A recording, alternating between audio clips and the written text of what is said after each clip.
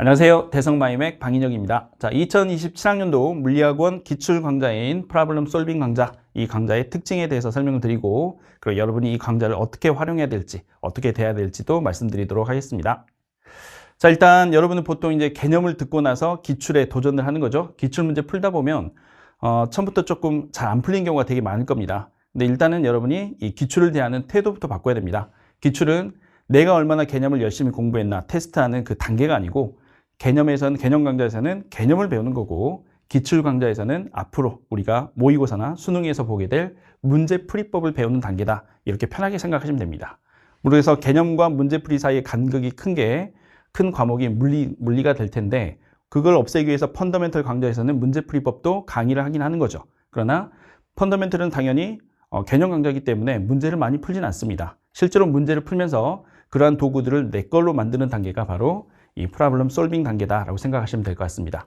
자, 그렇기 때문에 여러분 아직 문제 풀이법을 완벽하게 여러분 걸로 만들지 않았기 때문에 문제를 풀 때 10분 이상 푸는 거는 지금은 의미가 없습니다. 보통은 이제 10분 이상 문제를 잡고 있는 친구들이 있는데, 그 친구들은 곧 답이 나올 것 같으니까 계속 10분, 20분 계속 넘어가는 거죠. 그러나 수능에서는 10분 넘어가는 문제 없습니다. 심지어 5분 이상 넘어가는 문제도 한두 문제 있을까 말까 할 겁니다. 그렇기 때문에 10분 넘게 풀고 있다는 것은 뭔가 잘못됐다는 거죠. 처음부터 잘못된 개념으로 풀고 있다. 그건 나중에 수정하면 됩니다. 근데 최악은 뭐냐면 10분 넘어서 15분, 16분 만에 문제를 풀어내는 게 오히려 더 안 좋습니다. 그게 나중에는, 원래는 공부는 그렇게 하는 게 맞지만 우리가 하는 거는 30분이라는 시간 제한이 있는 입시입니다. 입시에서는 그렇게 시간을 많이 실제로 쓸 수가 없는 거죠. 근데 위험한 건 뭐냐면 내가 16분 만에 답을 구했다라고 한다면 오히려 거기서 성취감이 있기 때문에 비슷한 문제가 또 나오면 또 15분, 12분 쓰면서 문제를 또 그렇게 풉니다. 그건 안 좋은 풀이법이라는 거죠. 입시에 맞지 않는 풀이법이 그 성취감 때문에 내 걸로 돼버리는데, 그렇게 되면 나중에 실제 입시에서는 도구로 작용한다는 거죠. 그게 나를 죽일 수 있는 독이 된다. 수능에서 좋은 점수를 얻을 수가 없다는 거죠. 자, 그래서 여러분 이렇게 생각해야 됩니다. 아직은 내 풀이법이 완성이 안 됐고 남의 풀이법을 모방해야 되는 단계입니다. 여러분은 모방부터 시작해야 됩니다. 그래서 다른 사람이 어떻게 푸는지 빨리 포기하고 그거를 내 걸로 만드는 게 더 중요하다. 10분 넘어가는 건 의미가 없다는 겁니다. 그래서 단순하고 최적화된, 미리 준비된 그런 논리를 여러분이 흡수하는 과정이기 때문에 이런 실수는 하지 않았으면 좋겠습니다. 시간만 버리고 실제로 나중에 내가 20분 만에 답을 구했다, 또는 구하지 못해서 해설을 보면 1, 2분 만에 단순하게 풀리는 그런 거였다는 걸 알면 너무너무 허망함을 느끼게 될 겁니다. 그렇기 때문에 이렇게 공부하지 마시고 빨리 풀이법을 내 걸로 만드는, 모방하는 단계를 거치는 게 입시 물리에서는 더 좋다라는 거죠. 자, 그래서 여러분은 이 단계를 계속 반복을 해서 풀이법을 내 걸로 만들고, 그렇다면 수능에서는 어떻게 돼야 되느냐? 수능에서는 문제 보기 전에 먼저 그림이 눈에 들어오겠죠? 그림을 보면 이건 어떤 걸 물어보겠구나라는 것까지 감이 와야 됩니다. 얘는 운동량 보존 문제니까 충돌에 대한 변수들이 있겠군 하고 이제 지문을 봐야 되는 거죠. 그래서 필요한 변수들이 바로바로 눈에 들어오고, 그래서 그 풀이법을 이용해서 답으로 가는 최적의 경로가 머릿속에 그려져야 됩니다. 그렇다면 충돌전 이렇게 해석하고 충돌을 이렇게 해석하면 문제에서 물어본 질문에 대한, 문제에서 얘기하는 질량에 대한 답은 바로 나오겠구나, 이런 식으로 그림이 그려져야 된다는 거죠. 그 정도로 여러분이 이 도구, 강력한 도구들을 배워나가는 단계가 바로 이 강좌다라고 생각하면 될 것 같습니다. 자, 그래서 공부를 어떻게 해야 되느냐? 보통은 이제 개념이 먼저고 기출이 나중이죠. 그래서 개념을 1단원부터 마지막 20단원까지 다 공부한 다음에 처음부터 다시 기출 1단원 시작하는 친구들이 가끔이 아니라 꽤 많죠.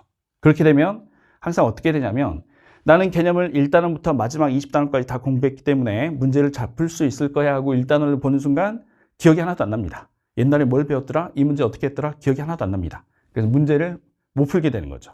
그러면 다시 보통 어떻게 하느냐? 개념이 약한가 보다 착각합니다. 그러니까 개념책을 다시 꺼내는 거죠. 기출책을 닫고 개념책을 다시 펴니다. 이 과정이 실제로 6월 달까지도 계속 진행되는 경우가 너무나도 많습니다. 개념 보다가 기출로 넘어가는데 문제 안 풀리니까 개념 다시 하고, 이런 실수를 하면 안 됩니다. 여러분은 개념과 기출은 병행해야 된다라는 거죠. 개념과 기출은 한 세트로 보는 게 좋습니다. 그래서 어떻게 공부해야 되냐면, 개념 1단원을 공부한다. 예를 들어서 속도, 가속도에 대해서 공부를 했으면 개념을 다 공부하고 나면 2단원 힘으로 넘어가는 게 아니고 기출, 속도, 가속도 문제를 풀어야 된다는 거죠.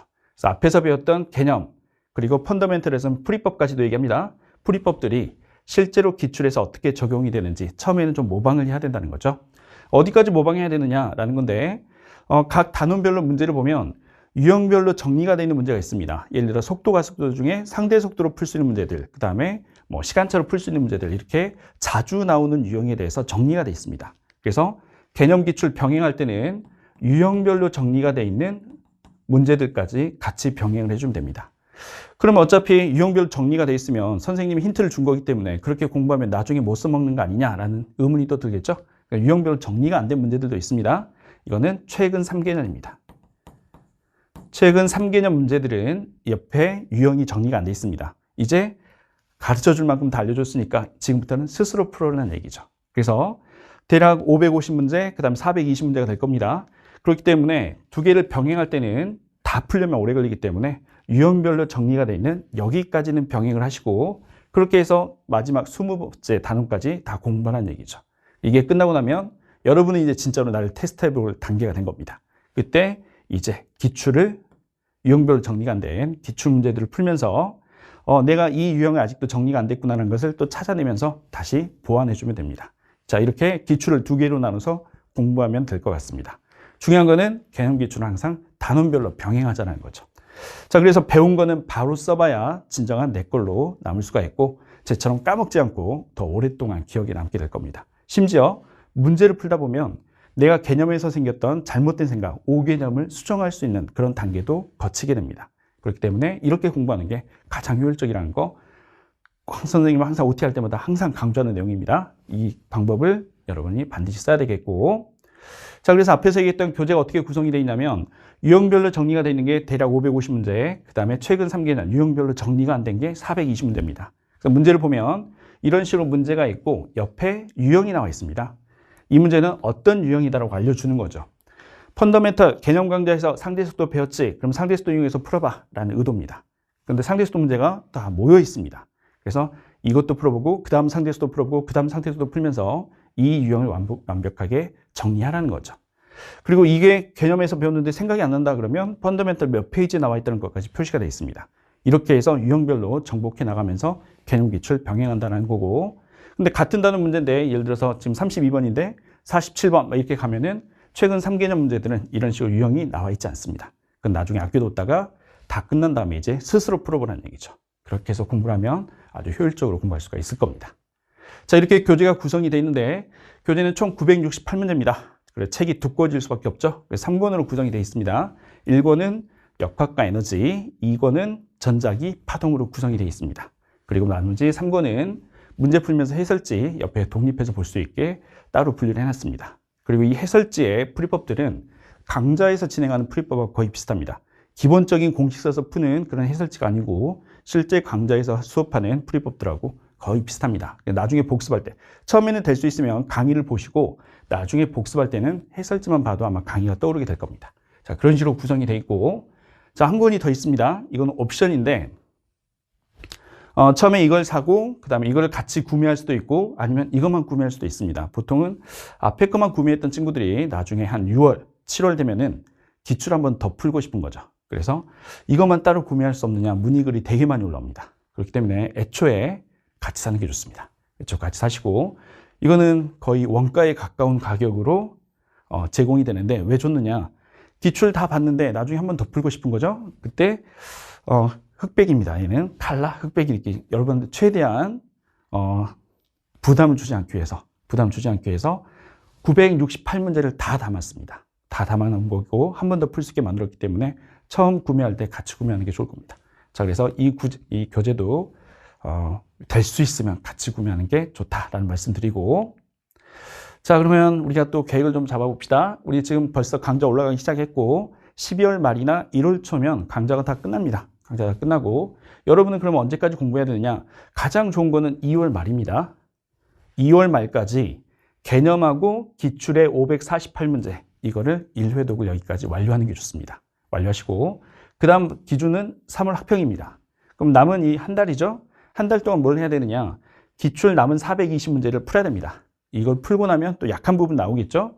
복습하고 같이 병행을 하면서 이 420문제를 마무리를 하시고, 그래도 시간이 남는다. 매우 열심히 공부하는 친구들 같은 경우에는 3월 달에 3월 초에 엔제가 나옵니다. 엑스퍼트 제로가 나옵니다.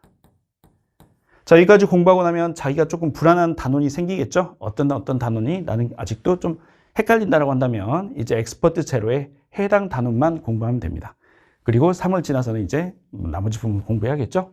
자, 그렇게 스케줄을 잡는 거 2월 말 기준으로 이렇게 스케줄 잡는 게 가장 최선이 되겠고, 그런데 겨울방학 때 뭐 또 다른 과목 공부하느라 시간이 별로 조금 없는 친구들 같은 경우에는 그래도 3월 말까지는 1회도 완료를 해줘야 됩니다. 3월 이후부터는 여러분이 이제 학교 일정도 바빠지기 때문에 이때까지 안 끝나면 실제로는 뭐 4월 달에 끝나는 게 아니라 거의 6월 여름방학 때에서 끝나는 친구들도 되게 많습니다. 학교 일정이 또 바쁘기 때문에. 그래서 겨울방학 때 여기까지 끝내야 6편까지 개념기출 못 끝내는 그런 불상사를 막을 수가 있습니다. 그래서 겨울방학 때는 좀 달리자는 거죠. 겨울방학 때 열심히 달려서 2월 말까지 끝내자. 이게 1년에서 아마 제일 중요한 개념기출 과정이 될 겁니다. 자, 그렇게 빨리 끝내라는 게 선생님 부탁이고, 이 다음부터는 이제 N제, 모의고사 쏟아지기 때문에 그거는 천천히 따라가면 될 것 같습니다. 자, 그래서 2월 말까지 개념기출 1회독은 완성하자라는 게 1년 커리에서 시간을 아끼는 더 중요한 방법이 되겠습니다. 자, 그렇게 해서 여러분이 이제 개념기출 둘 다 끝나게 되면 여러분이 이제 어떤 문제를 보든 적어도 정확하게 이 문제를 풀 수 있는 풀이법 하나는 완성이 될 겁니다. 수능에서도 문제를 보고 어떻게 풀어야 될지 우왕좌왕하지 않고 가장 단순하고 가장 최적화된 풀이를 바로 떠올릴 수가 있게 될 겁니다. 결국 수능에서 생각나는 것은 프로블럼 솔빙에서 배웠던 풀이법들이 될 겁니다. 자, 믿고 열심히 따라오시면 되겠습니다. 자, 그럼 여기까지 마무리하시고 프로블럼 솔빙 1강에서 뵙도록 하겠습니다.